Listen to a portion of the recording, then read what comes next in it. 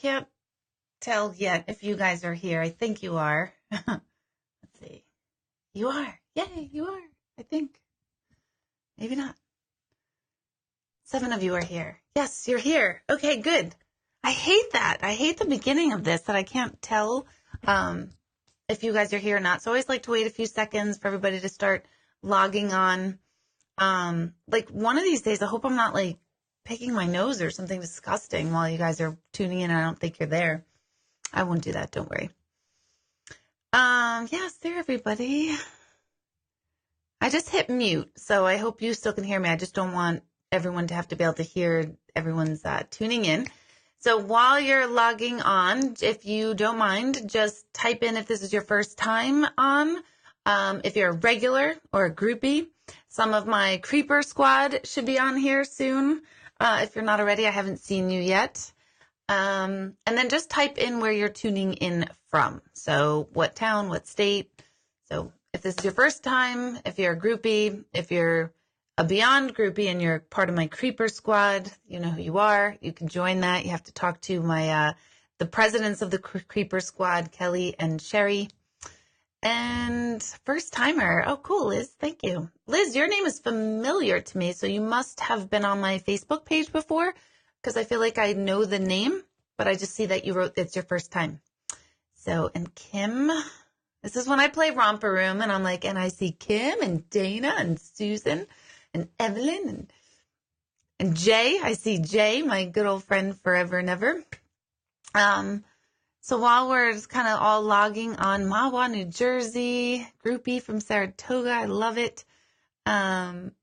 Laura, good, don't worry, I'm talking all about it. Laura, I have a gallery in Washingtonville at the Monell Firehouse this Wednesday. So 2 nights from now, they have plenty of space. And I love and adore Laura, who puts it all together with the help of everyone else, the Ladies Auxiliary at the Monell Firehouse. But Laura and I have this like kindred insanity that I love so much. So if you want more information for that gallery for this Wednesday, go to my website, deborahhanlon.com, click on calendar, and then you will go to Wednesday's date and you'll get all the information. But you can just show up at this one. You can pay at the door. It's better to give them a heads up for reservation if you can, but you could always pay at the door. Oh, Rose, your friend reached out to me today to make sure you were able to get on here. So I'm glad to see your name popping up here tonight because Deb reached out to me and was making sure that you had access to this. So I'm glad to see your name popping up. Ooh, in New Jersey. Oh my God, Frank, how are you? It's been 100 years. And Marissa, good, you're a regular. I love it.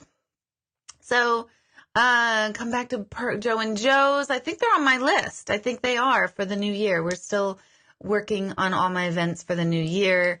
I totally scaled back all of my events. Nothing is planned after my last gallery will be held at my center in December on a Saturday, most likely. And I have nothing on the calendar because I'm just rebooting and regrouping everything. But it will be soon, and I'll be announcing it like crazy.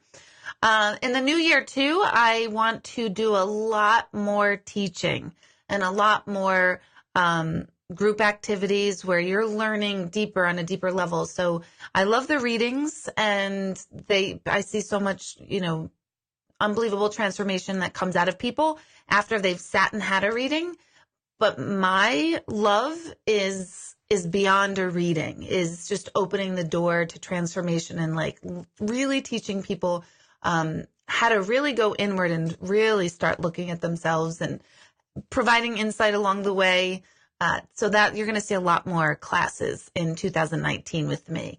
I have a retreat that's already booked in the Dominican Republic in February, but in my mind, I have no place yet, but in my mind, I want 2 more weekend retreats. So we won't be leaving the country or anything, but 2 more weekend retreats at some point in 2019. So you could look at that stuff. I have a list here. I have a vision board workshop coming up in December. I forget the date already. So that's helpful for you guys to have a date. I think it is the Sunday right before New Year's Eve. So New Year's Eve, I think, is a Tuesday, and it's a Sunday right before. I'm only doing a very limited number for that class so I can really dive deep and work with you with the vision board. So as soon as that's on my calendar, make sure you register for that. That's all about really feeling the vision for what you want for the new year. It's not setting resolutions. It's well beyond that, well beyond that. So using your energy to be able to manifest and put out into the universe coming from how you feel. So if like you want a Mercedes and you want to manifest a Mercedes, go ahead. That'll be part of it too. But this is way deeper. It goes down to the core level. So that's the vision board workshop. And I love this. I can't remember if I did it last year. Probably not, because I was still recovering from surgery. But a Christmas Eve service on the Sunday before Christmas Eve. And that is just a quiet service of lights and reflection and just a quiet itself. It's all about connecting to the light, your own light, being able to respectfully see the light in others, but still not have it affect you if someone's not in the light. So that's coming up. And then in 2019, I am bringing back and improving upon my favorite workshop I've ever done in all my years. And it's, I call it energy awareness. And I am putting together my own healing course, if you will, where it's like the special brand of Deborah, where I teach very, very simple techniques on how to connect, clear, and energize your own energy field. And then we take that the next step further to other people. So all that's coming up soon. So let's get to why you're here. For those of you who are just joining me, just type in where you're tuning in from. And if this is your first time or if you've been here before, I just want to remind you I don't do any intuitive personal questions in this format.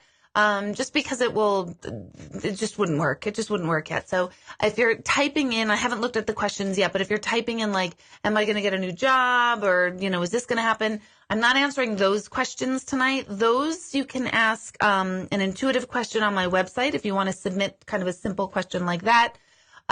Or come to any one of my galleries. And at the end, I always include an intuitive question and answer. And I do keep kicking around just having a intuitive question night where everybody gets to ask me one question and we go around the room. So we're kicking around, or I'm kicking around that idea. We with them on the other side, me, who knows? Anyway. So tonight is about questions about the afterlife, the here and now, questions about generalized questions about, how do we know we're stuck? How do we unblock ourselves? Things that have come up before is questions about past life regression. If I see a question that's been repeated and I've already addressed it, I'll let you know and I'll say, okay, that was like 2 Facebook Lives ago so that I don't repeat it too much. But all of these videos go to my YouTube channel, and my YouTube channel is Intuitive Medium Deborah Hanlon. So if you go to YouTube, type in Intuitive Medium Deborah Hanlon and then subscribe to my channel. So anything I do Facebook Live immediately gets uploaded there, and you can see anything that you might have missed on here.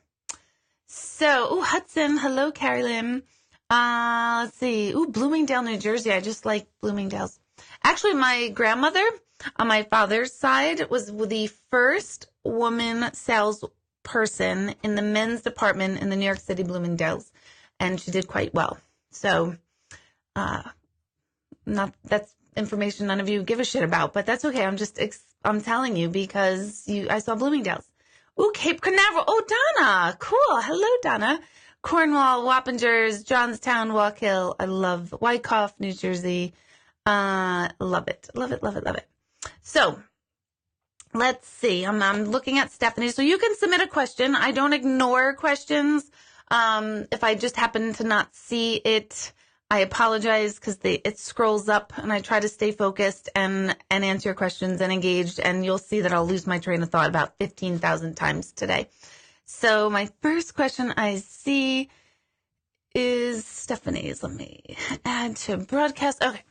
I'd love to know the answer to the repetitive numbers question. Someone asked a repetitive numbers question and she's interested in seeing what it means. Let me go back to see if I can see that question. I don't know if you guys can hear the ruckus going on upstairs. I don't know. I think I think they might be surprising me with a herd of elephants or something for Christmas, because apparently they're all upstairs and shit's falling and everything up there. I don't know what's going on. But if you can't hear it, then forget I even said that. So here's a repetitive number question by of course it's you, Antonetta. Of course it's you. This is hilarious. There's history there. My daughter continues to see 111 or 1111 since my dad's passing, and it's driving her crazy. She's trying to figure out what it means for her. Great question. The repetitive ones in particular, I hear a lot. And there's a woman, you've probably heard of her, Doreen Virtue. I have her, like, her angels cards and things like that here. Doreen speaks a lot about energy and number vibration, and she talks about any of the repetitive numbers being of angelic realm.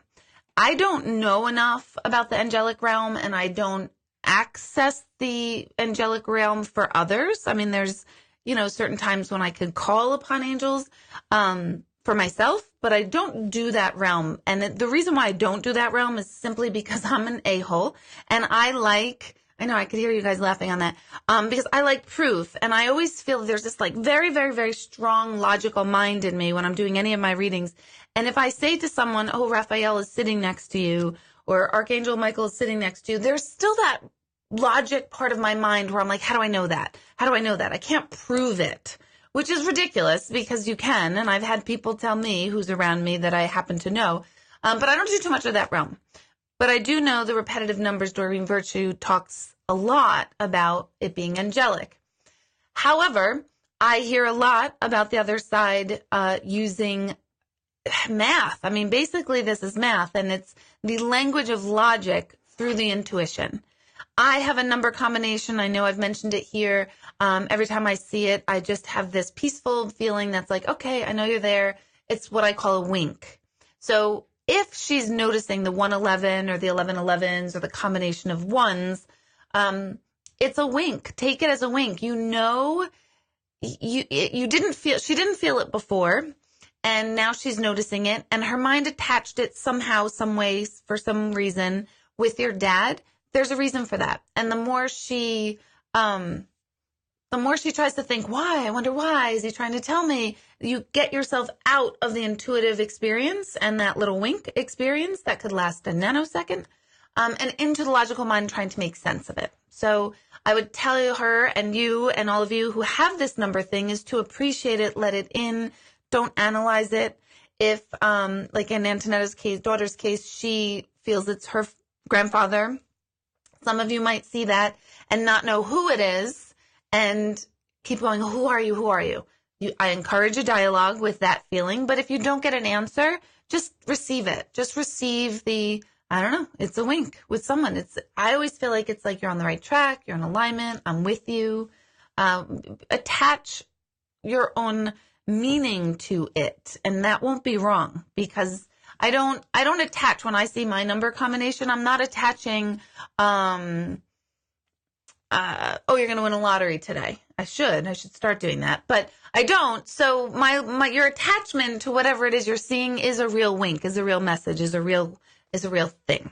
So a lot of people say, oh, I think that's crap. Or, a lot of people, very logical minded, would be like, well, yeah, twice a day you're going to see 111, and twice a day more you're going to see 1111. That's true, but your mind fixates on it for whatever reason. So think of it as alignment. And it's funny, a lot of you are typing 1234, 1234. And ironically, when I was answering this question, I happened to look up, and on my screen, you guys can't see it, but I have a timer that tells me how long I've been on. And I looked up exactly at 1234, which is not one of my things. So now I'm looking at yours going, oh, a lot of you have a 1234. And it was 12 minutes and 34 seconds that I was talking at that point. So I love the winks too, Mallory. I love them. Okay. I like this question. Hang on. And I have to tell you, I love you guys. I do. I always say, like, I love humanity and I hate people, but, namaste. But I do. I really am always so appreciative of people like messaging me. Are you going to come on Monday night? Are you going to come on? I wish you could buy, all of that. So I appreciate your interest in this. It's fantastic. So Susan, when I'm at a person's wake, is their spirit in the room? Totally, totally, totally. Sometimes you really, really feel their energy in the room. Sometimes you totally don't feel their energy in the room. Whatever you feel, whether they're in or not, doesn't mean whether they're in or not. But absolutely, I always say a person's energy is extremely present, particularly the first 3 days after. But I can see that stretching into about the first week after, 6, 7 days after someone's passed, their presence is almost like speaking as if they're in the room still in the physical. Then for me, and every medium is different, I kind of lose them off of my radar. That's what I call it. I lose them off of my radar for about 5, 6 weeks after that point, which I've connected a million times with people who have passed in that time frame. But sometimes it's harder for me to hear them or feel them when it's in that time frame, but certainly not impossible. So yeah, they're absolutely in the room. They're absolutely seeing everything that's going on and experiencing everything. I saw a really long one pop up here. Let me see. I want to see what this is about. Dorothy. Okay. In your book, you said when you die, you could be scared briefly. Is it explain? Hold on. I can't see the whole thing. Okay. Is it explain to your spirit self what happened, like how they died? If someone dies young, does that question come up as to why their time? No, not later. That was smart. Put in caps. Well done, Dorothy. You got it. Your all caps was requested by you to draw your attention to this question from last time on Facebook. Good job. Well done. Because I had even forgotten I had said that, but I'm glad you didn't. And look at that. I saw it. So thank you.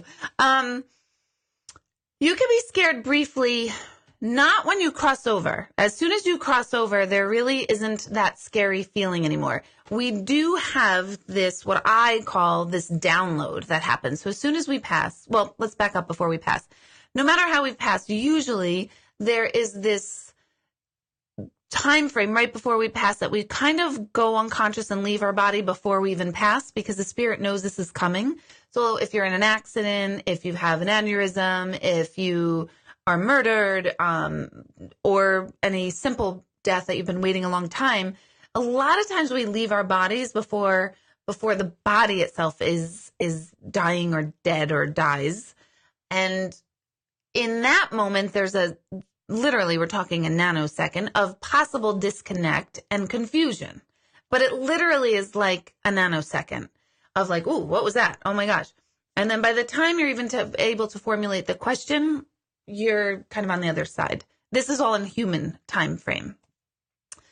But when we do cross over, we have the period of what I call the ultimate download. And that is when we go through the life review. And everything in our life is kind of in review from backward, from the moment you're passing or passed all the way back to conception, even before birth.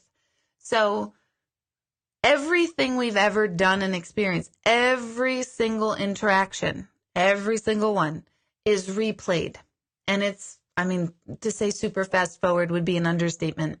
And we understand things in life and ourself and our position and our meaning, if you will, in life based on who we are and how we feel, as well as how we made others feel. And this is where we all go like, wait, what? I'm screwed. And I explain this in the book, if in 4th grade you make fun of someone on the bus, as I did, and it still marks my soul, that I did that and brought sadness to someone else. And so much that I addressed it with this person years later. And they were like, what? Who cares? Don't worry about it. But it still irks my soul. But anyway, I digress. If you make fun of that person on the bus in 4th grade, and you're going to feel how you felt, the bully or whatever it was, but you're also going to feel how they felt, how you made them feel. And you're going to get it. You're going to finally understand the actions and ramifications of all our actions. We're going to feel how sad they felt, but also say that person who you make fun of then becomes 20 years later a speaker in schools for bullying, and they have turned their pain around. You were instrumental in giving that person pain so that they felt what pain felt like, so that they learned how to solve their pain, heal their pain, and help others through theirs. You will also reap the benefit of that. So When we say we are all connected, it is way bigger than what we even think in our tiny little worlds. It's not just our coworkers and our immediate family and friends. We're going to feel all of it, as well as all the good we've done. So if you held the door for someone in the mall back in 1992, you're going to feel that appreciation, or that sense of appreciation from the person that you were mindful of.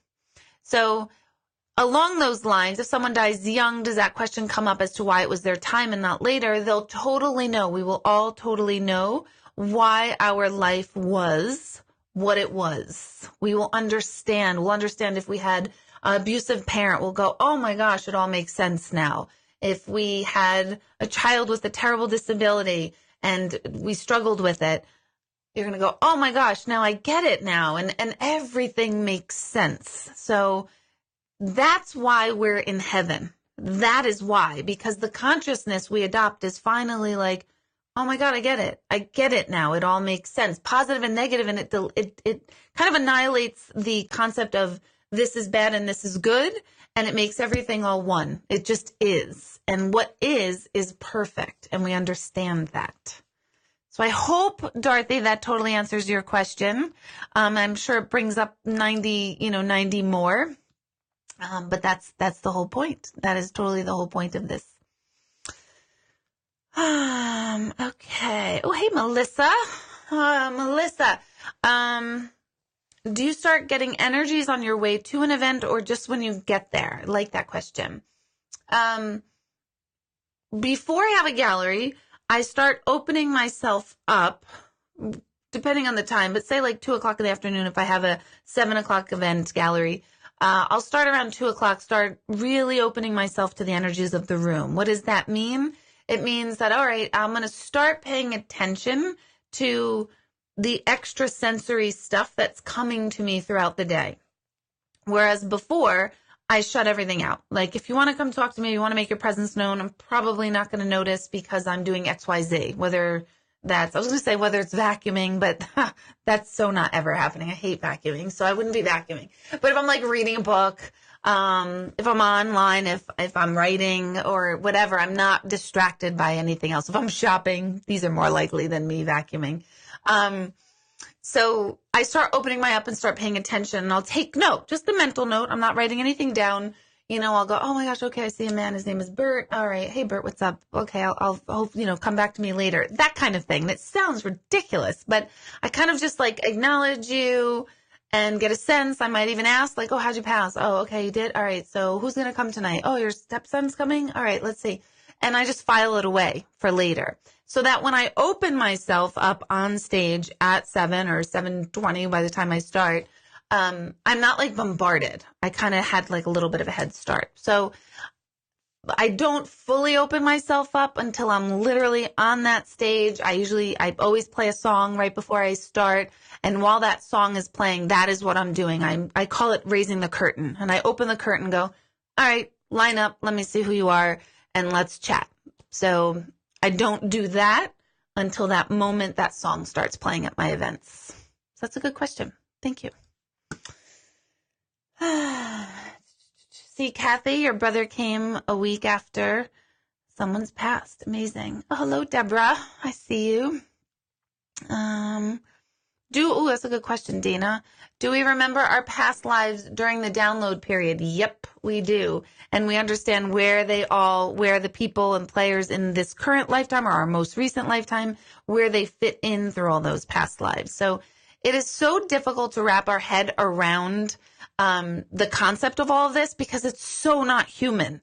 We are so conditioned to believe that who we are is who we are. This is it. Life's a bitch and then you die, or life is amazing and you got to live it, whichever way you are. And we're in one location and here's our limitations. Being human is another way of saying we have limitations because our energy is housed in the body.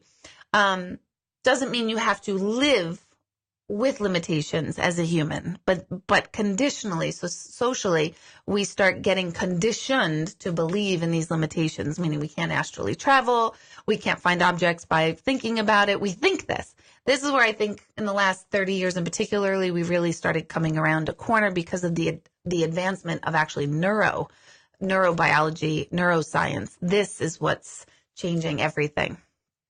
So yes, we do understand all our past lives. Let's see. What's this one? Okay. Amanda. I got it. I was trying to say your name and I'm like, okay, Amanda. And then I was like, Amanda. Amanda. I got it. That's good. When people cross over, is it right away? Or is people crossing over in dreams a thing? I'm not quite sure I understand the question. Is people crossing over in dreams a thing? I'm not sure if you mean like if you dream about them and they've crossed over. I'm not sure. Let me have you clarify that, Amanda, and put it all in caps. Even though a lot of you are putting a lot in caps, put it all in caps so I can see the clarification of your question. But when people cross over, is it right away? Yes. Yep. You cross over right away. You're not in like a purgatory sense, and you're not in this like tunnel where you're like, oh shit, I don't know which way to go. Or I've heard so many times, so many psychics and mediums that I could like, like this is not how it works. It makes me crazy when they're like, oh, they can't find the light and, I've got to help them. And I'm sitting there like, really? We're human. I just explained we have more limitations.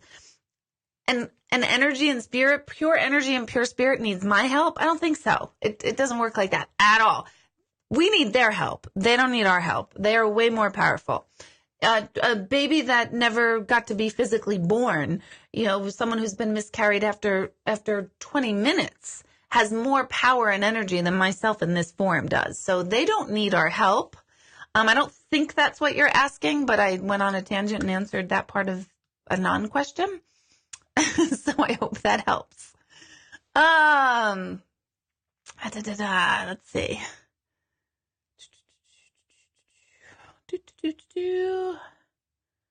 Oh, I like this one. As we're waiting for Amanda. I like that, Amanda. What is the most amazing wink you've ever seen? I spoke about one a couple weeks ago. That always stands out in my mind about a little boy, Thomas. And when I was explaining this story, his aunt happened to be tuning in and then messaged me afterwards going, oh my God, I remember that. That was so amazing. So I shared that a couple weeks ago. You can look back on that one. There's like 800,000 winks. Of course I'm going blank because I have to think of one. I remember I wrote this in my book too. I remember a woman kept talking, a woman on the other side was the mother of the woman sitting in front of me. And the woman in front of me just had a baby girl and she was about 3 at the time of the reading. And her mom coming through kept talking about how she rubbed her head, the baby girl's head, right here all the time. And we had just talked about how the little girl had great curly, curly, curly hair. And her mom kept saying, she's rubbing right here. She's rubbing right here. And in the reading, I couldn't stop doing this. Like I kept rubbing my hair right here, right here. And the mom said, I can't even believe you're rubbing right here because she has, like we discussed, she has the most curly hair. But right here, her hair was totally smoothed out. And I'm like, oh my gosh. And that was actually one of the proofs, if you will, or the lessons that I realized they really do physically touch us. And there's physical proof of that. And I learned that in that reading. I don't know why that one's coming to my head.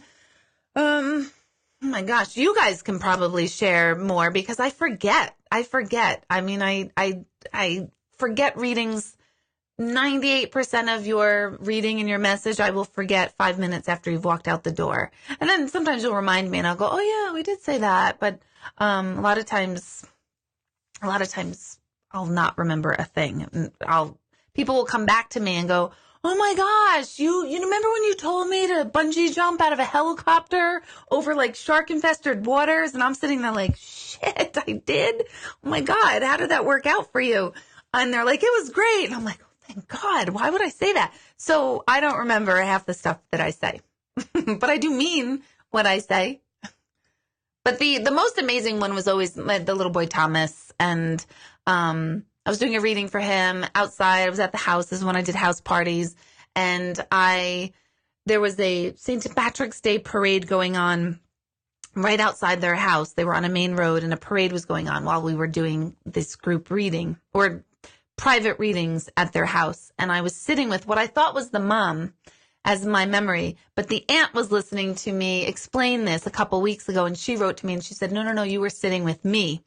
So I was sitting with his aunt, and he kept saying he got the balloon. He got the balloon. I said, did you guys let off balloons for him? And they were like, no, we didn't. And I'm like, he keeps saying he got the balloon. He got the balloon. And the reading was over, and she leaves the room. The next family member comes in. And at the end of the day, I go downstairs and I see everybody who I had just given private readings for. And his sister and cousin, I believe, had sent him a balloon during the aunt's reading and were waiting to hear if he got the balloon. And here he is in the reading, and the aunt is like not knowing what I'm talking about. And I'm like, I don't know. He keeps saying he's got the balloon. He got the balloon. And as during her reading, his sister and cousin actually sent him a balloon, and he was responding that quickly saying, I got it. I got the balloon. So that always blows my mind. Always blows my mind, that one. And that was very early on in myself doing all of this. And no, I don't do house galleries or gatherings anymore. I don't travel to people's houses. They ask me all the time. I don't do it because I don't know who's like creepy out there. So I do private galleries, but you must come to my center in Newburgh for that. And all those details are on my website. Ooh, I like this question. This is kind of personal question, Bonnie, but I'm going to address it in a generalized way. She had a very bad relationship with her mother, and since she passed in 1987, she dreams of her, but in her dream, she's kind and loving. Is she apologizing? Not only is she apologizing, she is restored to the true energy she really is, which is the pure energy that we all are, pure, loving, kind energy. It's our human self and our conditions and conditioning and our experiences, our past, our upbringing, that creates us to be really messed up, all of us, every single one of us. And those things make us kind or unkind, well or unwell, and that's part of our being human. And when we pass, we're restored and we remember like, oh my gosh, we're this pure, pristine, loving energy, and all of that was just a function of being human. So it's not only is it an apology when all of you have those experiences, it's a recognition of, oh my gosh, she was human and she didn't know better. It's that forgive them, Father, for they know not what they do. You know, your mom here for whatever reasons did not know better or couldn't be the mom you needed for whatever reasons. But all those reasons are hers and had nothing to do with you. And sometimes we forget that, and we could take the word sometimes out of that. We forget that here. We all do. Oh my gosh. Let's see. Mark, how are you? Thank you so much. Oh, you're so cute. It's an amazing book. Loved it. My question is, hold on, let me just read your book is amazing part again. I'm just kidding. I'm just being an idiot. Are you going to have intuitive classes like you did in the past? I've been thinking about in the classes ever since I finished the book. I want to get more. Yes. Thank you. Wow. Deb is amazing. I'm amazing. My book is amazing. And I love you, Mark. I love you. And we're getting married next week. So plan for that. And in the meantime, yes, I'm bringing a lot more intuitive classes. I'm telling you, the energy awareness workshop, and for those of you who have taken it with me can share here, you will absolutely hate me when you're taking it. It's a 6-week long intensive diving into your energetic body through our emotions of the past and our conditioning. And we really dig deep, and I will really go deep. I will teach you about energy. You will feel energy coming from your own hands within the first 2 hours. So it's a 6-week long workshop held over 3 weekends. So we're on a weekend, we're off a weekend, we're on a weekend, we're off a weekend. So it's 6 weeks, very intense. You will hate me because I will be popping off the wounds and the lid off of all of your old covered shit. so that we can open it and clear it in a way. And I'm sure there people are already explaining a little bit of their experience. I haven't seen what you've written yet, but it is intense. So I would start there, because once you get that, the rest of my classes are ridiculously understandable, ridiculously easy. And you don't have to take energy awareness to get all my other classes, but I'm really focusing on this new energy awareness workshop because it's my favorite. It's the strongest one, and there's nothing like it out there. I know that. I know that for a fact. To sound like a total egotistical idiot, I stand behind it. I love it.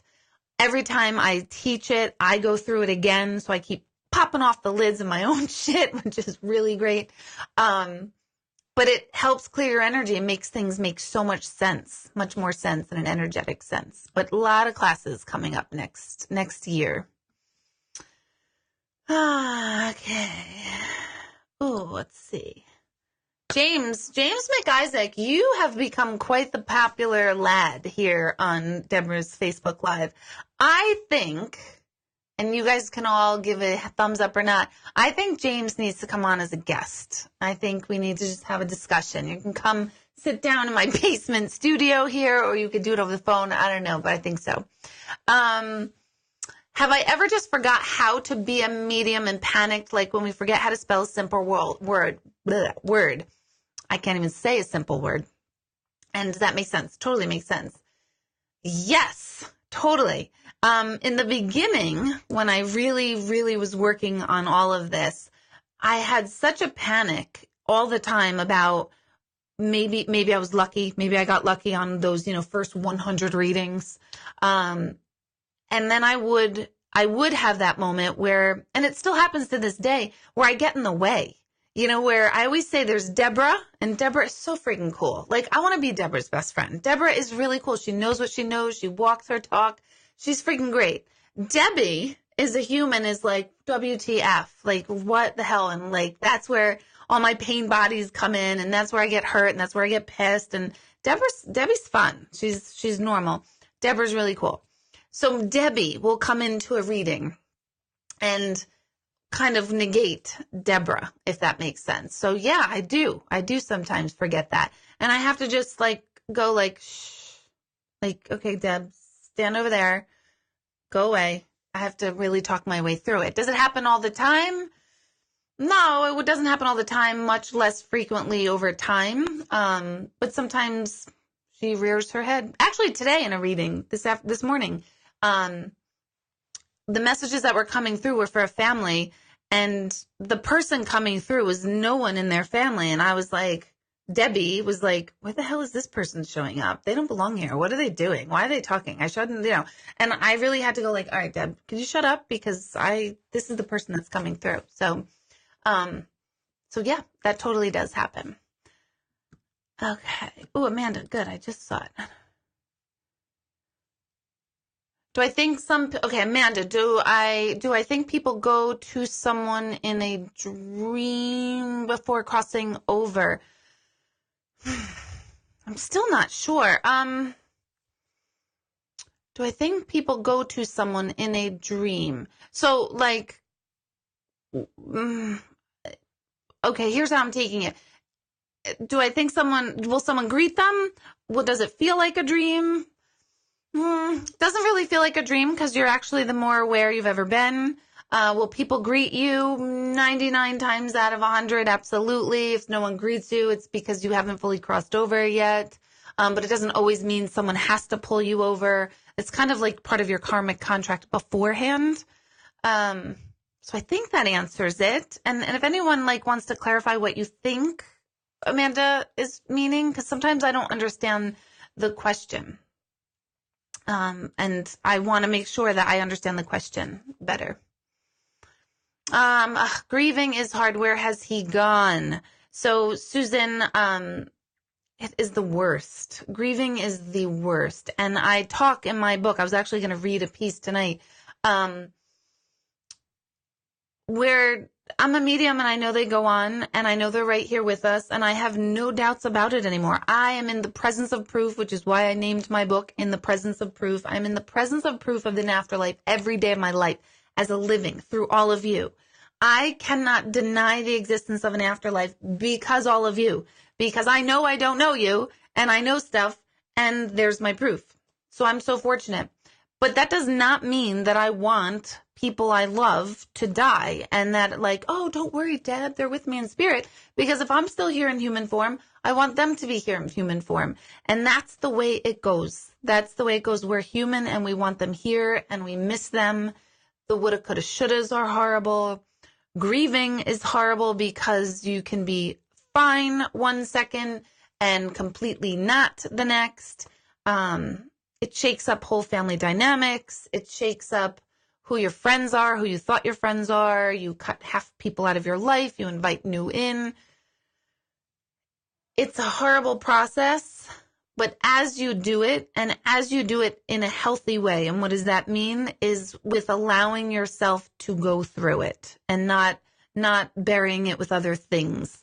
When you allow yourself to go through it, I promise you, it is the single most transformationally powerful emotional shift you can go through, and it will get you and catapult you into a much better caliber of living when you do it healthily and with help with other people. That's, I believe strongly in grief counseling with the counselor that feels right to you. I believe strongly in seeing a recommended medium, but not often. You know, I do not let anybody come back to me for at least 6 months. And a lot of times I usually tell people, you should probably wait another 6 months. You know, you cannot use mediumship as a fix for grief, although it's absolutely a super help for grief. So it's the worst. And where has he gone?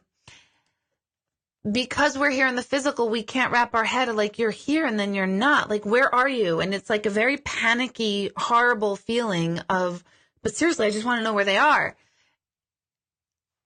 There's not a location. They are wherever you are, whatever you pull up in your mind as far as memories or thoughts of them, they're there. I don't have a great analogy right this well. I always say like this, the contacts of your cell phone are like the deceased, like all those contacts on our cell phone they're not with us right this second. I have like 4,000 contacts in my phone. They're not all with me right now, but I have access to them. So you have access to them through your thoughts. Think it's like the internet. You have connection all the time. You have access all the time. And sometimes it works really, really well. And sometimes things interfere and it doesn't work well. But it's a horrible process. Nobody likes it. I've never met anyone who's like, God, I love grieving. It's so refreshing. No one. I've never met anyone. I think if I did, I'd be scared of them. But after all of it, there is a coming out on the other side. And that doesn't mean you don't miss them anymore. It doesn't mean that. It just means that you are transformed as a human being. And there's massive value to that. Massive value. Okay. What was Jess? Okay, I was scared to ask. Jess writes, I was scared to ask, but I was scared to ask what? You were thinking about asking about unborn babies. I'm just wondering, I'm just trying to look back to see what additional questions were asked. Like I think the question is like, where do unborn babies go? And they go exactly where everybody else goes. I call them angel babies because I always feel like they have the most powerful energy. And that is including babies that are aborted, babies that are miscarried, babies that you didn't even know you were pregnant with. All those energies go back to the same space. All of us chose our parents, biological, our adoptive, if we are adopted, your biological parents, but if someone else raised you, all of that, we chose all of it. So those unborn babies also chose you as their parent in that moment because you gave it exactly the quantity and quality, if you will, of life that they were requesting on a deep soul level.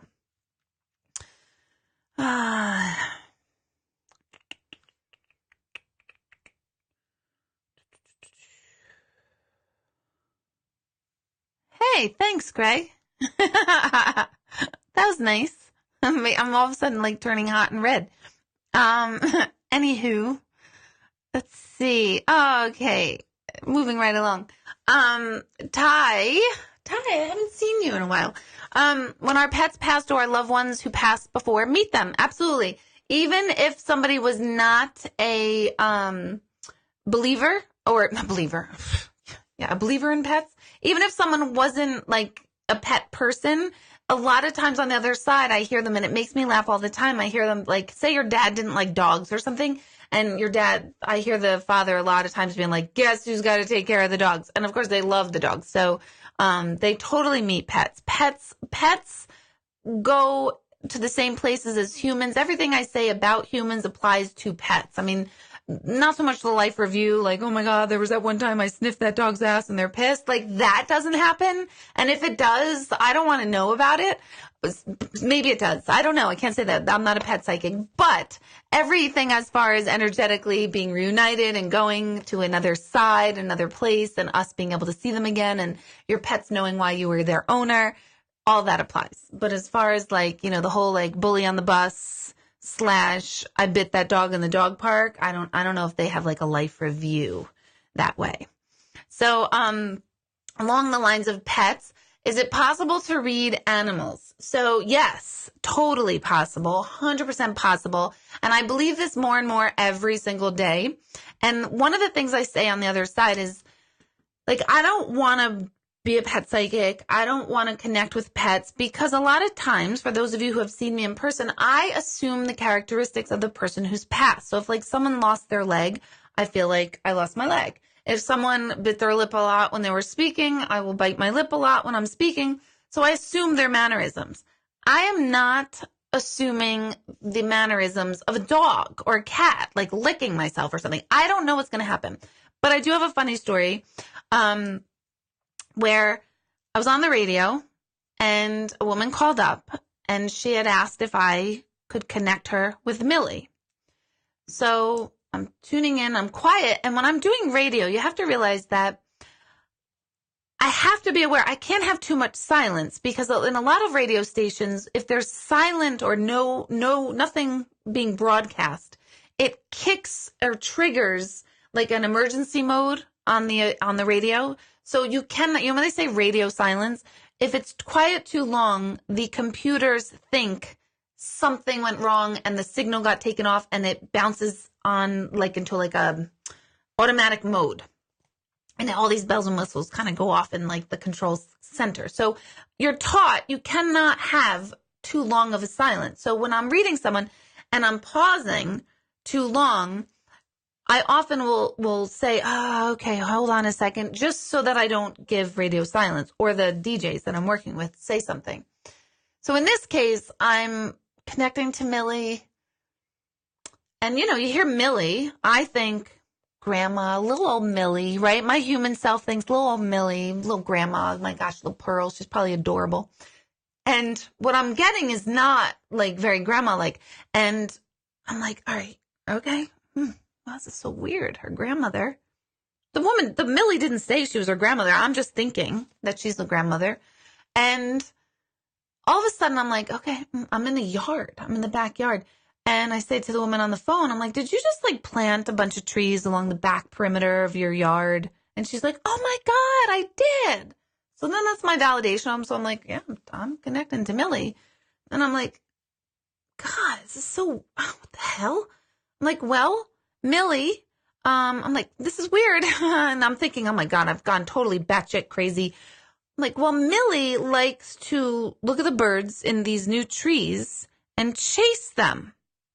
So I'm picturing now like Grandma Millie in her pearls, like chasing birds, and none of this is making sense to me at all. And I'm like, oh my God, I'm losing it, but this is the visual I'm getting. And she starts crying and sobbing on the phone, and oh my goodness. And I'm like, I'm sorry, I must have messed up. I guess, I don't know. And she goes, oh my gosh, I'm so happy to hear that. Millie was my dog. And of course I'm laughing and Joe Daly's laughing. And then I'm like, oh my God, please, I don't want to start connecting to animals in that way. So yes, we can connect to them. I have connected to them a lot. But I choose not to. I choose not to. But yes, you can. And I don't have the name of a good pet psychic, although a good friend of mine just gave me the name and now I can't remember who that is. So if Ada is on here, I didn't see that she's on, but Ada, if you're on here, type in your pet psychic person. Okay.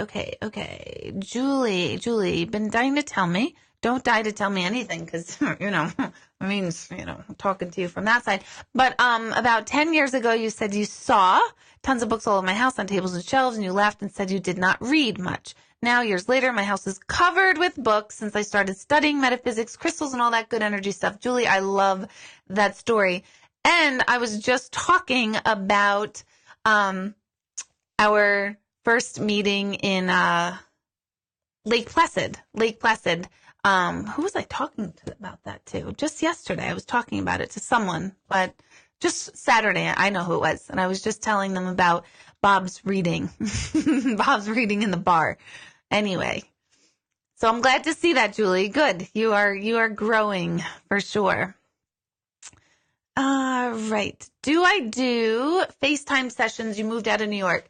I don't do any phone sessions anymore or FaceTime anymore. I used to. And really it came down to, anyone who knows me really knows, I pick up my phone for my kids and Greg. That's it. Like anyone else, I am not talking on the phone. I hate it. So, but with readings, I understand you're out of state.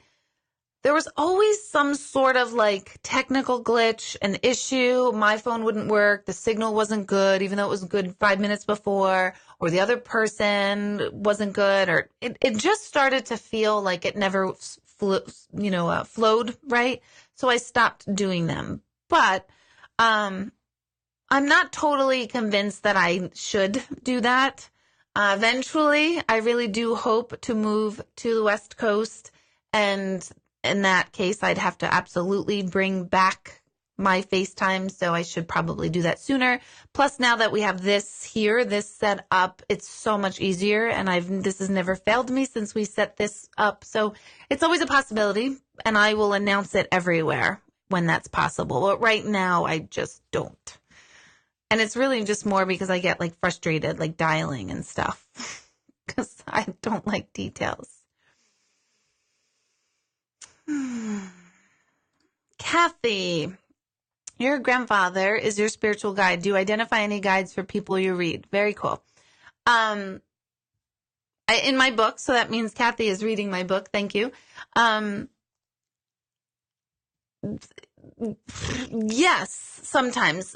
Guides, as far as guides that are Native American, tribal warrior guides, those I don't do. Those I definitely don't do on command. But a lot of times I'll tell people oh, your aunt so-and-so, she was really good with finances. She's one of your guides, and you talk to her for finances. So in that realm, yes. But meaning the realm of people that you knew here, I have often heard them say, yes, I'm one of their guides.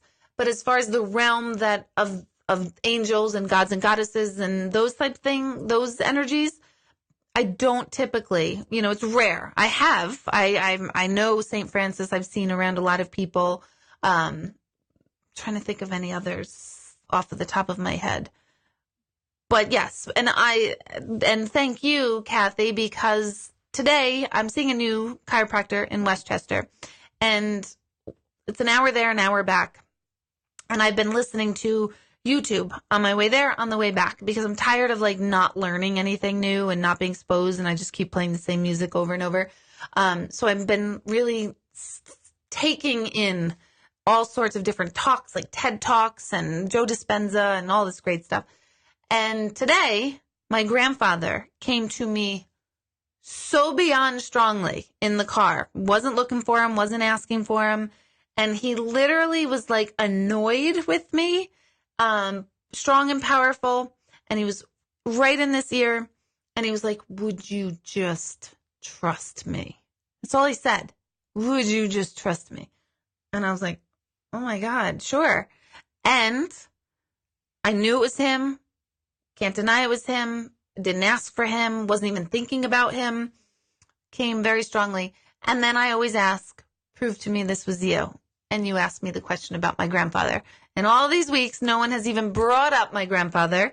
And you did tonight, and I saw it. So that right now, you, Kathy, were a part of my wink from him. You were my validation. I didn't need the validation, but I always want the validation because that's how I'm wired. I like proof still. So that's pretty cool that you're part of it. Thank you. Donnie, good to see you. So good, so good. How is my back doing? Gary, thank you. It's doing phenomenally better. Thank you.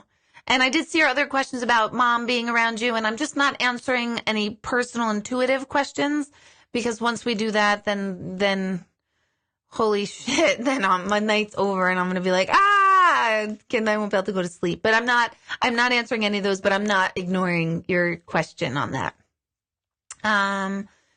Okay, what's Samantha saying? Caitlin. Oh, Caitlin, I'm in with you. Vision board workshop 2. Yes. Sorry, I didn't realize you were talking to each other. Okay, Mom, you spelled my name wrong. What is so funny? Wait, what's happening? Hold on. Is this your mom? Nope, Kelly's spelled differently. Okay, well, let's take Noreen's question. I think I just got in the middle of your conversation amongst yourselves, so whatever. I find myself saying and doing things that are unlike my personality. Is that my loved ones who've passed nudging me from the other side? Most likely, yeah. That's a great observation too. And I know what you mean by when you say unlike my personality, like it just comes out of nowhere. So that is absolutely one of those things. Like today, I mean, it wasn't me saying it in the car, but I could feel my grandfather, like, he was like grinding his teeth. Like, could you just trust me? Would you like shut up and trust me? Although I would say that to myself, but yes, when you are doing things and saying things and things are coming out, and you're totally unaware of like that it was going to happen, that is very often your loved ones coming through. Yep. Let's see. Let's see. Stephanie. How do you know if your spirit guide is presenting themselves to you, and how did yours come to you? Good question.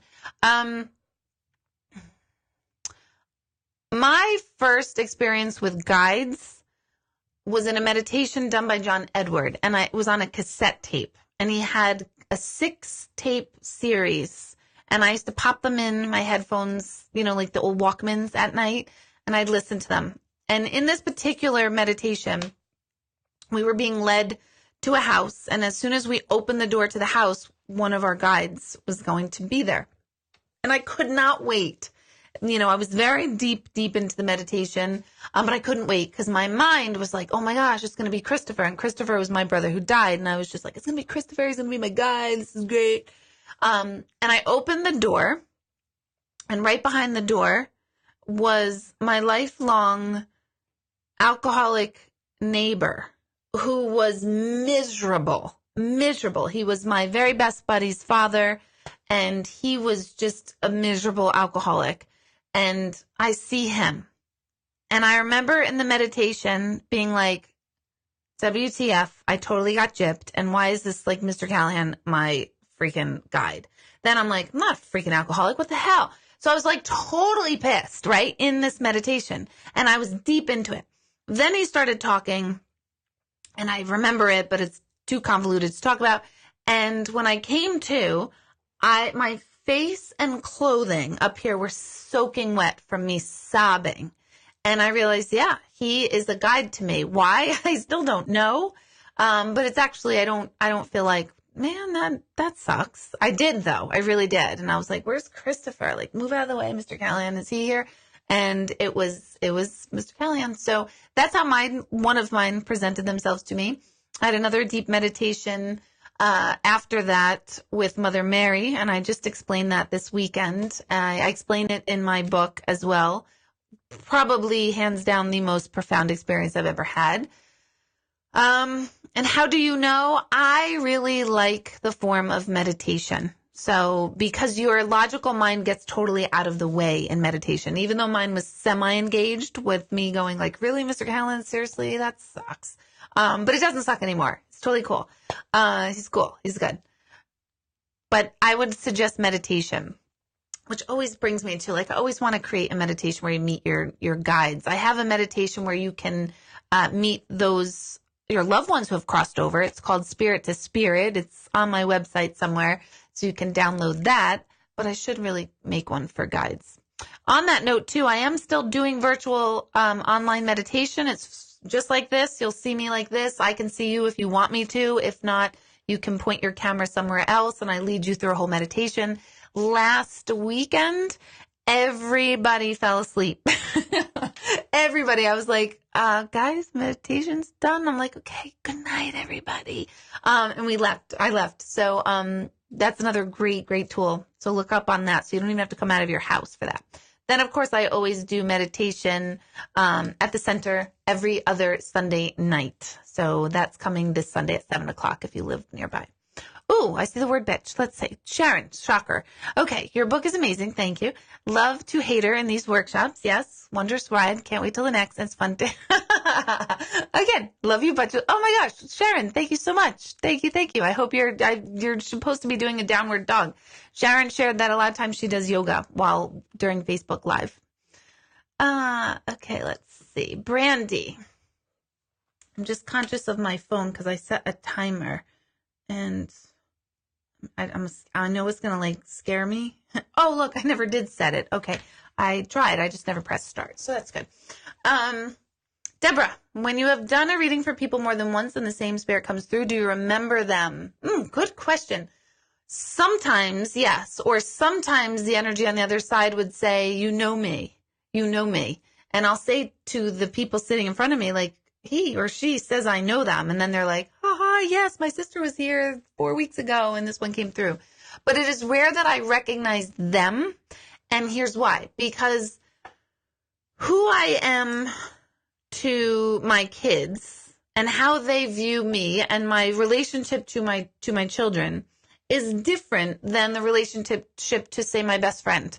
And my best friend knows me differently. So the personality not changes, but the personality is different, or there's a different dynamic between the person sitting in front of me and the person on the other side based on your relationship. The people I had with me today, one of them saw their mom in one way, and the other was like, that doesn't sound like mom. And the other one was like, oh my gosh, that's exactly how I think mom is. And so her personality was coming through based on the one sibling. So it's more often than not that I don't remember them, but I absolutely in all the years have heard them themselves on the other side say, you know me. And I've never met them here in physical life. It's that I know them from the other side. And I love that. I think that's so fascinating to me because they know that I've met them.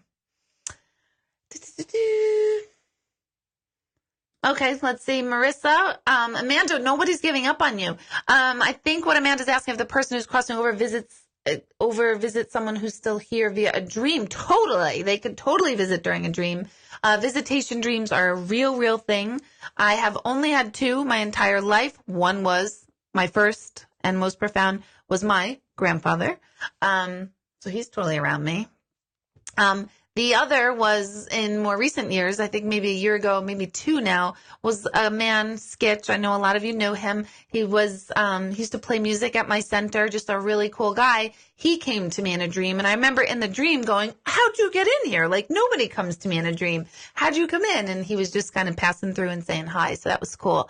So I don't really get visitation dreams, but a lot of people do, and if you do, cherish it, and if you don't think twice about it. Don't wonder why you're not. You could just be like me, that you just don't remember them. You can train yourself to remember your dreams, and you can train yourself to have an experience or to remember the experience with them. So that's possible too. But I hope that's answering Stephanie's question. Thanks, Marissa. Oh, that's weird. Marissa just asked the question, and Skitch's daughter is Marissa. I don't think it was the same one, though. Okay. Oh, thank you, Marcy. the Poughkeepsie Grand. Let me talk about the galleries. I have a gallery this Wednesday night in Washingtonville at the Monell Firehouse, Washingtonville, New York. It benefits the ladies' auxiliary there. I adore Laura, who is my contact person. There's a team of women that take care of everything over there. It's always a fun night, and I just love Laura's energy, who puts it all together. We both have the same like batshit crazies, and she makes me laugh. So that's this Wednesday night. They're going to take walk-ins, but it's always appreciated if you send a reservation with them. And let me just see, Elvis Duran. Let's talk about this, you guys. Hold on, I put it up here. Go to ElvisTVcasting.com and please fill out the form and nominate me. I know I sound like I'm groveling, and I am, so I'm just going to call it like it is. Elvis is looking for people who do something to help people. And some of it is in the paranormal field. Some of it is in the just extraordinary person field. I don't care which one you think of me in. I just want to be on Elvis Duran. I have said probably since I started doing this, when I'm on Elvis's show, I just want to be on Elvis's show. Like most people are like, when I meet Oprah, which I'd totally love to meet Oprah. That would be really cool. But I always think like, nope, when I'm on Elvis's show, Elvis Duran, I can't even get his channel in all the time up here, but I adore him. I love him, and I just feel like I'm going to be on his show. So with your help, if you nominate me, at least we're getting their attention of like, hey, there's this woman, and she's really fucking ridiculous and stupid and funny, and she happens to talk to dead people and all that other stuff. I'd appreciate that. So you're going to have to fill out an application. They ask my age, which I don't particularly care for. And I shared this 2 weeks ago that a very good friend of mine filled it out and said, oh, I filled it out. And she wrote that I was 48. And there's nothing wrong with the age 48 at all, except when you're not 48. And you're not even really close to 48. I'm 42. So I still have got 6 years. And I'm going to take those 6 years. I'm going to take them. So I'm 42. So please don't fill that out wrong. You could say I'm 24. But you can't say I'm 48, okay? They ask for emails, and it's very I think the application is a little confusing, but put your email, not my email, because I'm getting your requests, which is pretty cool too.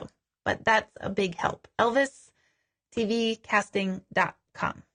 And you could do it many, many times, like 40 a day if you want, or 42 times a day.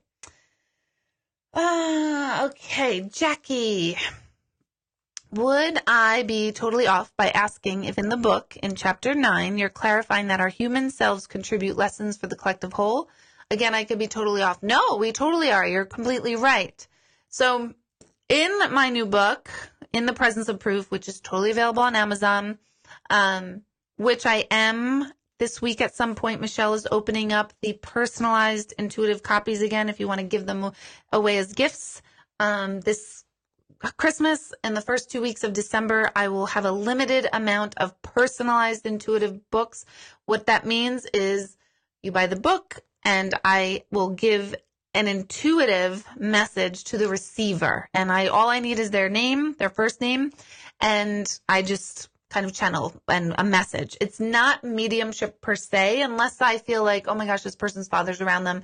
I'll do that, but it's not driven for mediumship. So that's going to be available. I think she's announcing it this week or opening it up online this week. If you're on my mailing list, you will get first notification of those. And I'm only doing a limited number because it does take a lot of time for me to do it, but I loved doing it the first time. So in the book, I talk about the difference between being human and between our human selves and our higher selves. And our higher selves is really the energy self, the pure, pristine energy that we all are, is the same within all of us. And that higher self energy is within all of us, and it's clouded or covered by our human self. Our human selves are helping the collective whole, meaning everybody's on the other side and here's energy to work together. Just like what just happened with Kathy asking something about my grandfather. Kathy's human self addressed and brought up my grandfather for whatever reason, plays into my experience with my grandfather did I say grandmother a second ago? But anyway, my grandfather, and it plays into the experience I had with my grandfather at like 4:00 this afternoon, 4:30 this afternoon, where I felt him with me and I asked him for the validation that it's him and someone happens to bring him up. Nobody brings up my grandfather ever. No one ever talks about him. Not even my family ever talks about him. So that's Kathy's human self playing into my self. You're talking about lessons, but it's all the same. It's all the same thing. So, one of my favorite children's book of all time is called The Little Soul and the Sun by Neil Donald Walsh. He's the one who wrote Conversations with God series. And this book, every adult needs this book. Read it to kids. They get it. They're like, yeah, we knew that. Adults are like, what? Oh my gosh. And it's a conversation between two little souls before they come in or onto earth. And the two little souls are talking, and the one soul says, my next lifetime, I'd really like to understand the concept of forgiveness. And the other soul says, I could probably help you with that. I will come into your lifetime with you, and I will be the catalyst of why and how you learn forgiveness. And the other little soul's like, you're going to do that for me? You're going to teach me forgiveness and what forgiveness is all about? The other soul says, yes, I am. This is our contract. This is our lesson. And the little soul says, but the one thing I want you to remember is that you asked for this. You asked me to teach this because I'm going to have to do something not nice to you in order for you to forgive me. And I want you to remember that. I want you to remember that I'm doing this not nice thing to you to teach you forgiveness. And the other soul's like, yes, I got it. No problem. And then they are born into the earth. And this is a very obviously simplified way of explaining all of this. The book, well, there's a little soul in the earth and they talk about what happens next. But we have to remember that we kind of all came in here with these contracts, if you will, or these deals that we're going to teach each other lessons. I know this stuff like the back of my hand, right? I have lived, eat, breathe, sleep, all of this stuff. I have very, very, very few other hobbies, if any. And this is still hard for me. There's people in my life who hurt me and I hate them. And I'm like, so namaste. So my human self gets wrapped up in the, oh my God, can you believe they did this? And can you believe this? Blah, blah, blah, blah, blah, blah. My human self is very, very, very much that, human. My higher self is like, oh my gosh, well, you kind of asked for this. This is what you're learning in all this. And our human selves, we don't really like that. We don't. So as much as I know, it still doesn't mean that things hurt any less. But yes, we are contributing to lessons for the collective whole and each other all the time. Gosh, hold on. I'm taking a sip of my gigantic mason jar, which I throw out like plastic bags, like going out of business. Like not that I'm not a big recycler, but I'm not like crazy with it. But suddenly I felt really guilty throwing out like jars of sauce. I thought, let me do that whole, like, let's make glasses out of them. And now I have like massive amounts of freaking jars. So if anybody needs some, let me know. I didn't keep the caps though. Okay, hold on. I see. I like when Gregory. Nope, different Gregory. Okay. Gregory Hunt. I'm watching Deborah too. Thank you. I wish I had told you about the time I went to, I'm sorry.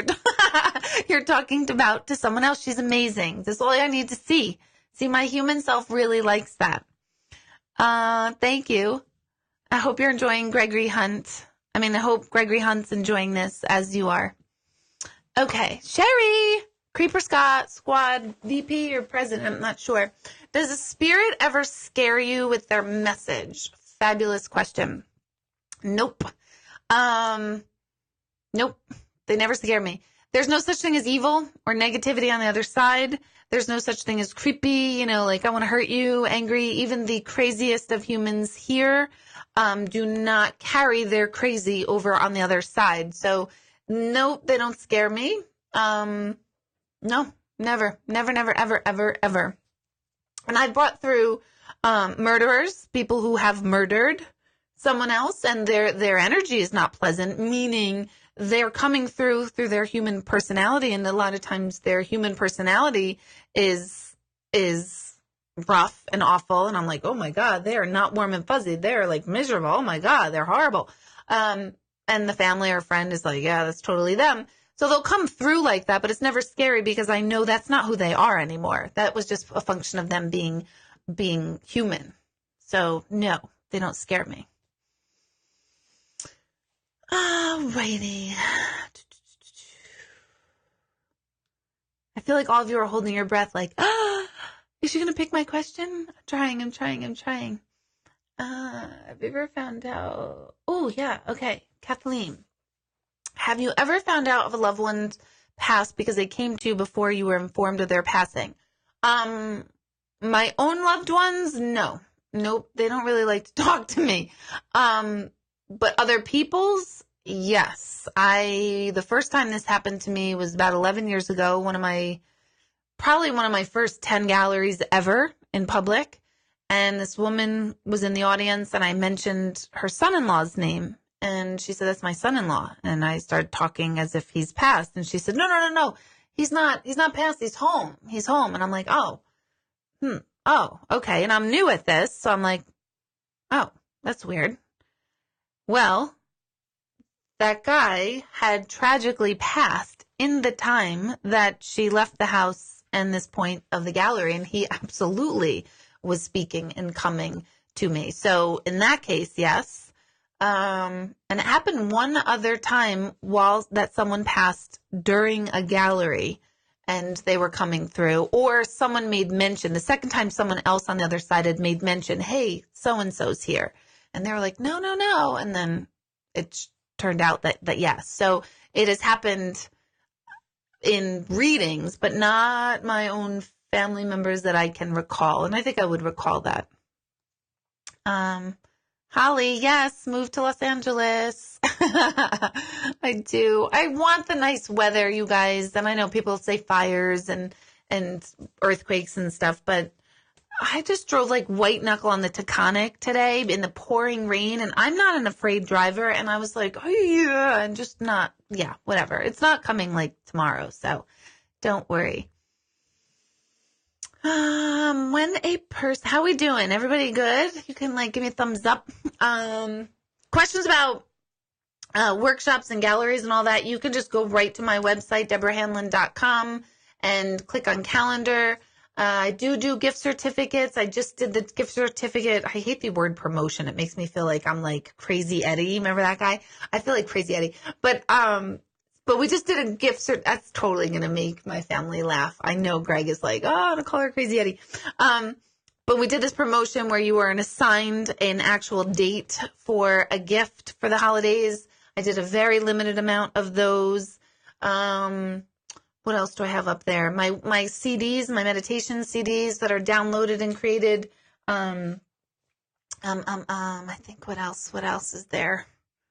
And the personalized books are coming out. I think I want to say Wednesday or Thursday, the personalized copies of the book, the intuitive personalized copies are coming out. So when a person passes away, do they go directly with their deceased family members? Yes.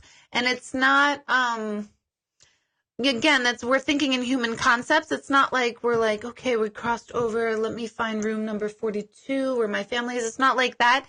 There is this awareness that they have been there all along that happens as soon as we pass. So right now, we're not totally aware that we're surrounded by our loved ones at all, myself included in this moment. I'm not aware of who I'm being surrounded by. We can shift our thinking and just change our focus just ever so slightly, and boom, then we can start getting connected here in life. And then that is a million times stronger when we cross over. So it does happen instantly where we're aware. You all have so many great questions, but I'm trying to answer the questions of people whose names I haven't addressed. So every single time I'm looking at questions, it's like James, I keep saying, although I see James mentioned vodka. That's always fun. I don't know what that's about, but let's see. Vicky, let's do this one. Why does my father watch over me but not my brother or sister? That's personal, intuitive, but I could tell you in general they're watching over all of them. So they would never say like, oh, I'm watching over you, but screw so-and-so. They're not going to do that. If you're saying that because your sister or brother are going through really hard times, or they just have like what we call like bad luck all the time, that's not that they're not watching over. That's a whole other set of conditions that are going on. So, yeah. And don't forget to type in, if you haven't already, where you're tuning in from, because I do like to see where people are from, and if this is your first time. Also, if you are interested in the energy awareness workshop that I was talking about, the 6-week long, super intense class, the people in it will become your fast best friends, and you will all hate me. And then at the end, I promise you will love me, but you will hate it during it. Type in energy awareness in capital letters so I can see it later when I go through all the messages. If you're interested in vision board, just type in vision board. I think those are the 2 workshops. I'm doing Christmas Eve service in the morning on Sunday morning. That's popping up. You can let me know if you're interested in that. Here's a good one. Denise writes, if people are private here, are they still shy on the other side and afraid to come through? Yes, totally. But it doesn't mean they don't come through. That's the first question I will ask if I say, so when I'm doing a reading, I tell you, when I go through all this, when I sit with you privately, but I talk about how I'm going to go through what I call is this radar scan to see who is it that I'm feeling around you. And if I'm leaving someone out or multiple people out, within 10 or 15 minutes, if you choose to, you don't have to, but if you choose to in that reading, say to me, you know what, it's really great that Uncle Stan is here. He's not really who I'm here for. I really want this person or these people. I see if I can shift my energy and my focus to those energies so that you can connect with those that I may not have picked up on. And I do this because I used to go to a medium like over 20 years ago. And this medium would always pick up on an uncle that I didn't know. And it used to drive me crazy. Like, why are we talking about this guy? I don't even care. Like, I don't even know him. I know he existed, but I don't know anything else about him. And it used to drive me crazy, and I wouldn't really listen to anything else what the medium said, which is not the right way to approach it. But at the time, I didn't know, like, okay, great, thanks, Uncle Al. I really want this person. I didn't do that. And I want to always offer that opportunity to people because I knew how I felt sitting there, like I just wasted my time, my money, and I'm pissed.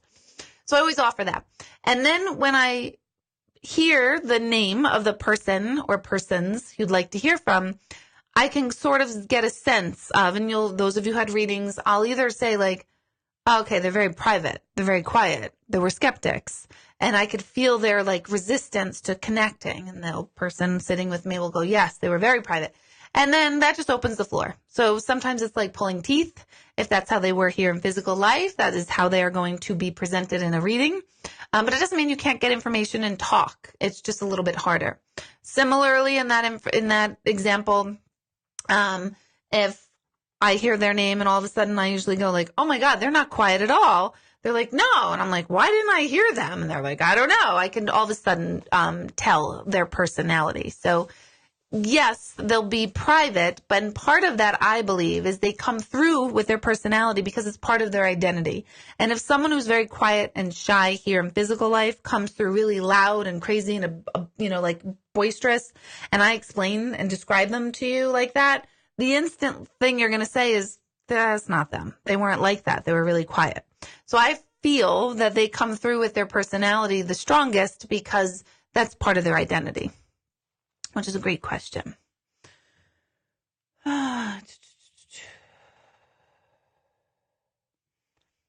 Denise, your question about your daughter is an intuitive question. I do have intuitive questions that you can submit online if you want to do it that way. Because on this format, I won't answer any personal intuitive questions because then it just gets like haywire. I haven't totally erased the possibility of doing an intuitive question format like this, but I just haven't jumped and done it. Oh, good, Denise. I'm glad I answered that. Thank you. Guardian angels sometimes are our former loved ones. Yes. We all have them. Yes. How do you connect to them? Again, I always say start with a meditation so that you can get a sense of what it feels like or what the symbolism that you might see, feel, or hear around you when you are connecting with them. A good guided meditation will help you identify that energy and help you identify the best way for you and them to connect, because it's different. The way I connect with mine could be entirely different from the way that you do. So that's why I feel like guided meditation is the best tool. You can look up in Google guided meditation, spirit guides, all of that, and try them. I would suggest at first start with something that's 20 minutes long, no longer. And I would suggest myself getting my arson gear and creating one for all of you, because that would be amazing. Let's see.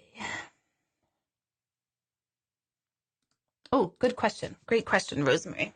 This one I used to struggle with as well. How do you know that you're picking up a spirit from the other side and not just picking up on the vibration or thoughts of the person you're reading for? This is such a good question, because Rosemary, I used to, when I first started, I wasn't charging for readings. I was just practice mode. My instant logical mind, my Taurus mind would constantly say to myself, maybe I'm just reading their mind, like as if that wasn't cool enough, because that's pretty cool when people can do that. But what was happening so often was that I'd say stuff that the person sitting in front of me had no clue what I was talking about. And over time, that happened so frequently. And then they'd come back and they'd go, oh my gosh, you said this. And oh my gosh, 4 weeks later, we found this out.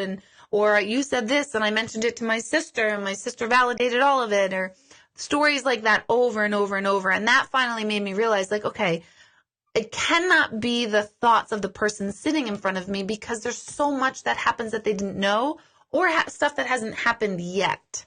So that's what blew that theory for myself out of the water.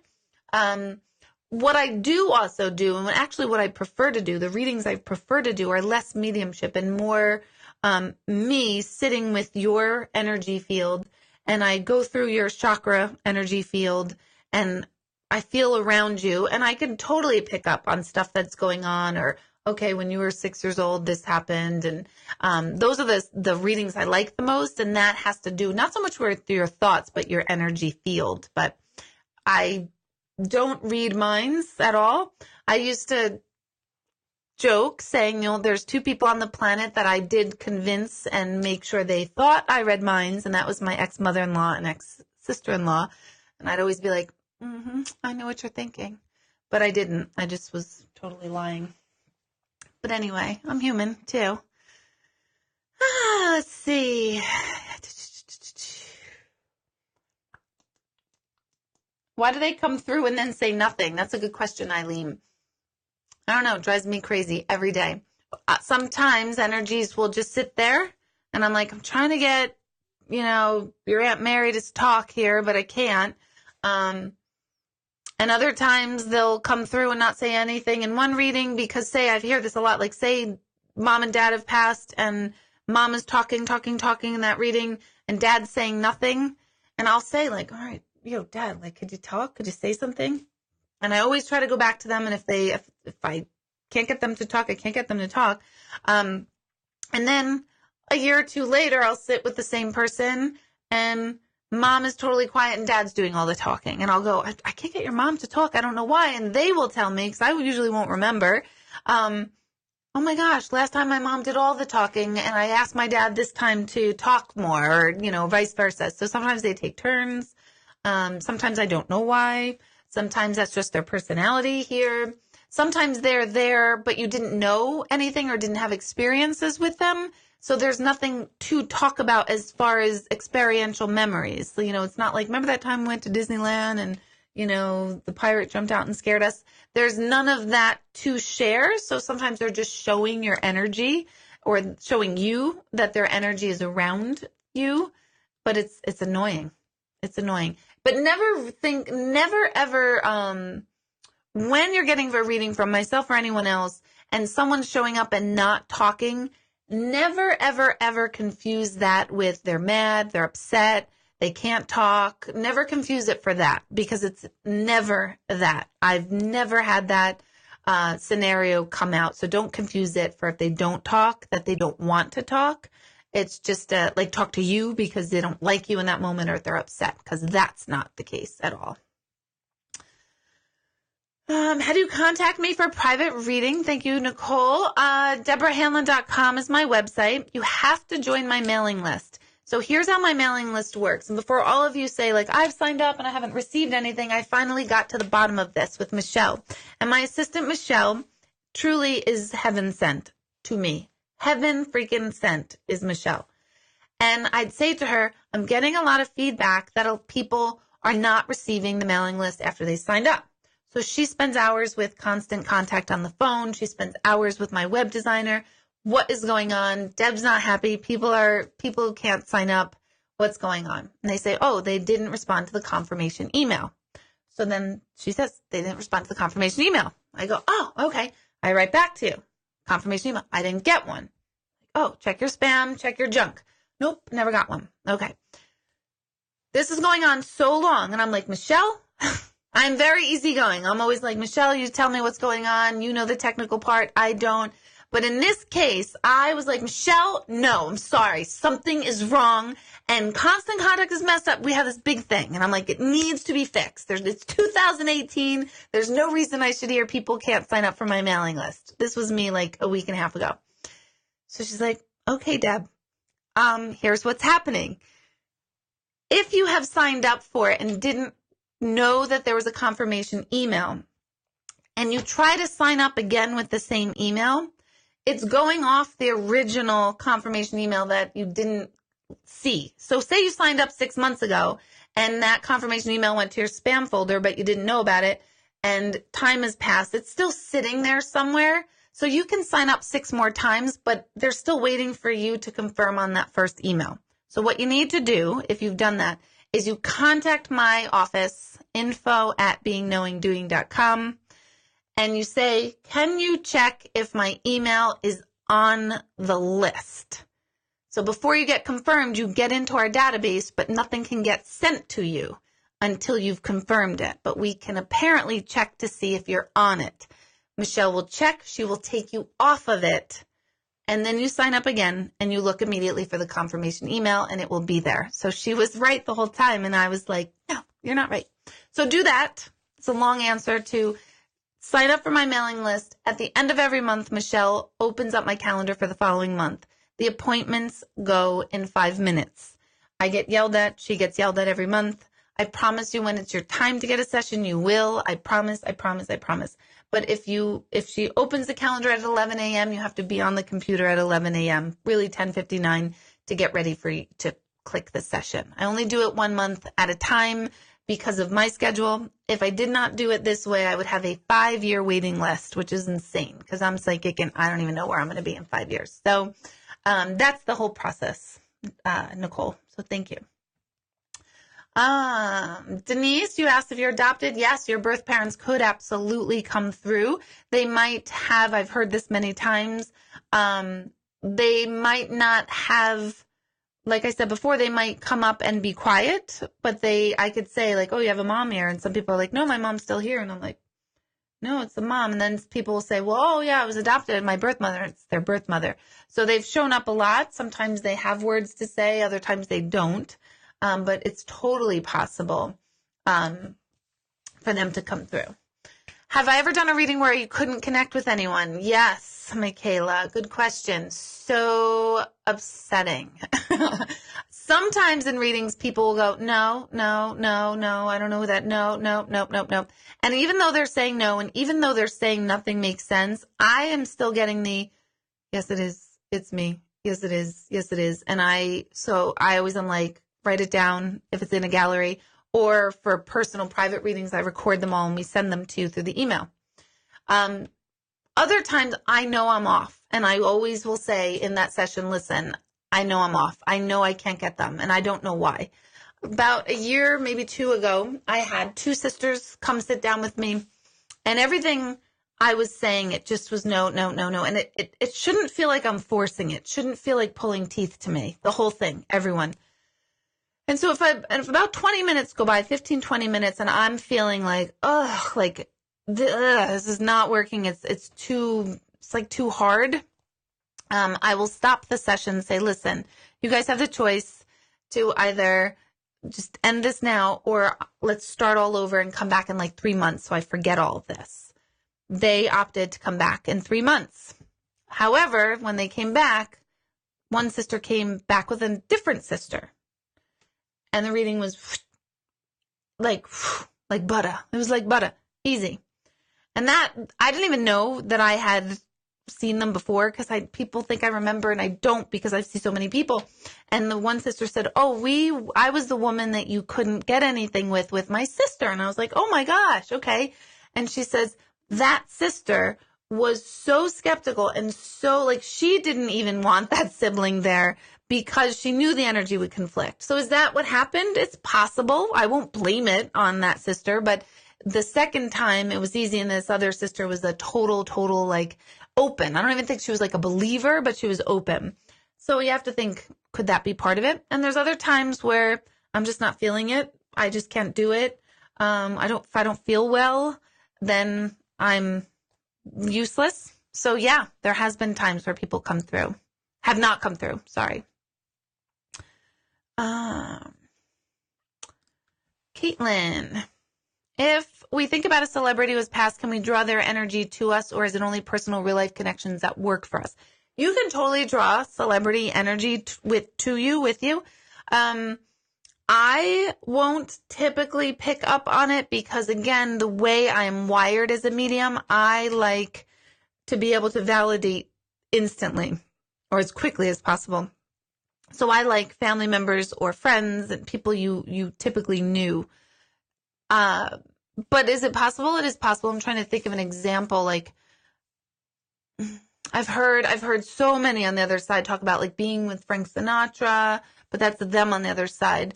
I don't know if I have an example of someone here being like, ooh, let me draw Princess Diana in. Now I feel like I did. Oh my God. Hang on a second. I love your daughter-in-laws. They're adorable and beautiful. Anyway, but I'm trying to think if I'd pick up. I might pick up on that, but I as a medium might then second guess whether this is actually, say, Diana versus your desire for Diana to be there. But again, that's because that's the way I'm wired. So I hope that answers. That's a really fantastic question. And your hair looks really, really beautiful in your shot, in your picture that I just saw there. Oh, Miss Ralim, let's see. I'm going around the Bear Mountain. Ralim last time said she pulled over on Facebook Live on wasn't the Taconic, what was it? Palisades Parkway. She pulled over to watch Facebook Live, and now she's saying she's going around Bear Mountain and losing her signal, and she's in trouble. She needs to stop. She can listen to it later. Jesus, I don't need to be talking to you from the other side, Ralim. Stay on the car, stay focused driving, and we can catch you up on this later. Ah, my gosh. I'm rad and gnarly. I like that. I like being a rad and gnarly dudette. Okay. Let's see. Okay, Stephanie. Oh, I've clicked on you, Stephanie, before, but a family member of mine is experiencing the beginning stages of what she believes are psychic abilities and recently had a dream of spiritual awakening and mediumship. What do you suggest she should do? Great question. Meditation. That's first. Development circles, where you get a group of people, really no bigger than 8, where you meditate. You're led by a leader, somebody in charge of the group, and you just share your impressions. You're not doing readings, but you meditate and then you say, oh, I saw this red ruby ring in my meditation. And then someone in the group says, oh my gosh, my grandmother had this red ruby ring that I just found today. So a development circle, she can look into those. She must practice self-development, self-learning. Seriously, it sounds silly, but therapy is super important because the more you know yourself, you become a better medium because you know what's your stuff and what's not your stuff. And that's really important because I know a lot of times you don't want to put your view on something into a reading. What do I mean by that? If I believed abortion was bad, right? If that's not my belief, but if I believed that belief is mine, it isn't, but I'm just using it as an example. But if that belief were mine and someone on the other side talks about the person sitting in front that had an abortion, my belief or thoughts on that don't matter. It has nothing to do with the baby that's coming through or the grandmother on the other side that's talking about being with this baby that they may have aborted. So you have to be very, very crystal clear on, yeah, you might have thoughts and beliefs. I have thoughts and beliefs and impressions and opinions on things, but they may not enter a reading ever, ever, ever. And sometimes there are times when I can get caught up and I will say it. I will say, I don't know if this is my stuff. And that's really, really important to be a healthy medium and in a giving messages which are profoundly emotional and psychologically helpful given in the right way. So everyone thinks medium is like, oh my gosh, I just connect, but there's so much psychology behind it. And the way a person connects with people is really important as a medium. And I'm not saying this is your sister at all, Stephanie, but if someone has a lot of fear-based beliefs, they better not become a medium at all, because mediumship is the opposite of fear-based beliefs. But I've seen myself a lot of mediums that, oh, you have a curse on you, or, oh, this is, a curse on your family from, 4 generations back. I mean, I've heard insane things, and I'm thinking, oh my God, this is not it at all. So meditation, development circles, personal development therapy classes, and then intuitive classes, and having fun with it. Have fun with it. Don't think instantly, oh, I'm going to make a career and I'm going to be just like Deborah Hanlon. Just kidding. Don't think like that. And I fell into that trap. I did, because you do in the beginning. You feel like, oh my God, I'm going to be so cool. Isn't it be so cool? And I always joke about how like, oh, how cool am I? But I really actually don't think I'm that cool. I think I'm kind of freaking boring. And I just feel like I'm so lucky. I'm lucky to be able to do what I do what I love, have people interested. So as much as I joke like I'm so full of myself, I'm not. I mean, I am sometimes, but I'm not. So, okay. Oh, who's aware? Best friend saw that. Kelly, it's so funny. Ralim, who's driving around Bear Mountain right now, she is like always calling me her best friend and saying like, I wonder why everyone keeps calling Deborah her best friend. So we're best friends. I realize it, Kelly. I like that. Seriously, when's my next radio show?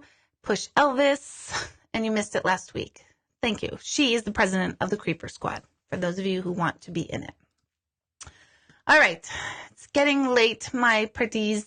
Did I literally just say like the Wicked Witch of the East, West? I don't know which one. Yeah, whatever. And why, thank you, Caitlin.